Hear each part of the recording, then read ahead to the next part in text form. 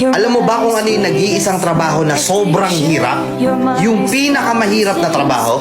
Trabaho na araw-araw OT? Trabaho na araw-araw paggising mo pa lang kailangan tatrabahuhin mo na? Trabaho na walang pahinga? Trabaho na walang sahod? Merong ganyan. Merong ganyan, hindi lang napapansin. Hindi lang napag-uusapan. Alam mo kung ano yon? Pagiging housewife. Di ba?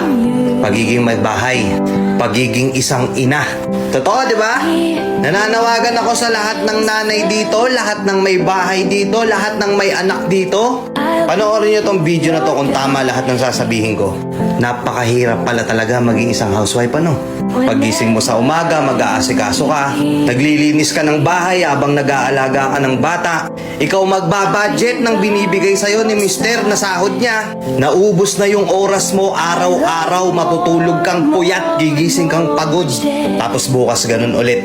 Aasikasuhin mo yung bahay, aasikasuhin mo yung bata.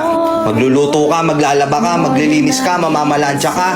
Maghuhugas ka ng pinagkainan. Ikaw gagalaw sa buong bahay. Tapos ano kapalit? Pag-uusapan ka ng ibang tao. Palamunin ka lang daw. Tapos minsan kay questionin ka ba bakit wala nang natira sa pera? Saan mo dinala yung pera? Saan mo ginastos? Tapos ikaw sasagot ka, hindi mo ba nakikita? Hirap na ako mag-budget araw-araw. Kay questionin ka pa. Hahanapan ka pa. Wala kang choice kundi gawin yung mga trabaho na yun araw-araw. Kahit na minsan marami kang naririnig na pinag-uusapan ka, napakadali lang naman yung ginagawa mo, nasa bahay ka lang naman. Hindi naman ikaw yung nagtatrabaho. Simpleng-simple lang yung gagawin mo. Gusto ko lang malaman ng lahat ng mga nanonood dito na huwag niyong minamaliit yung mga babae porket nasa bahay lang sila. Hindi porket na andun lang sila, nasa bahay sila, di sila umaalis, wala na silang ginagawa. Sobrang hirap na trabaho. Sobrang nakakapagod. Pero wala silang choice. Kailangan nilang gampanan yung responsibilidad nila. Na minsan, yung iba pa nga dyan, masakit to kung sa masakit, pero ang trato sa inyo katulong na, di ba? Minsan sasabihin ng mga nanay natin, hirap na ako maglaba, suot lang kayo ng suot ng damit.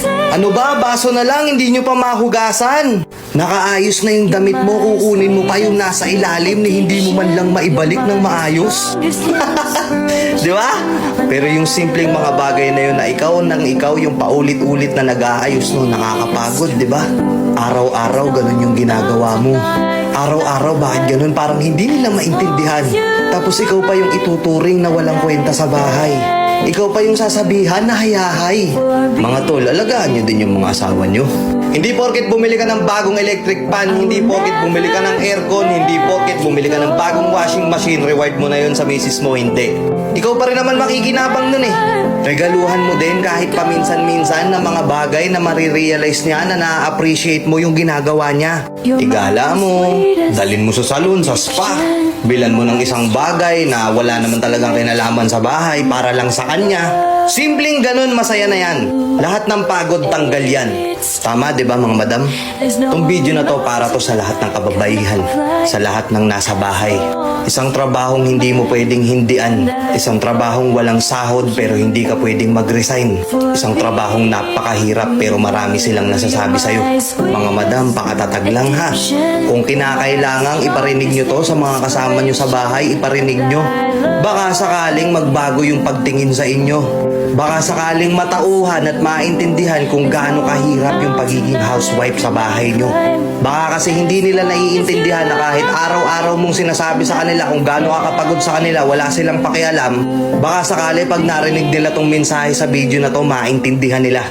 Alagaan nyo si Mrs. Asawa yung kinuha mo, hindi katulong. Kuha! Let's go!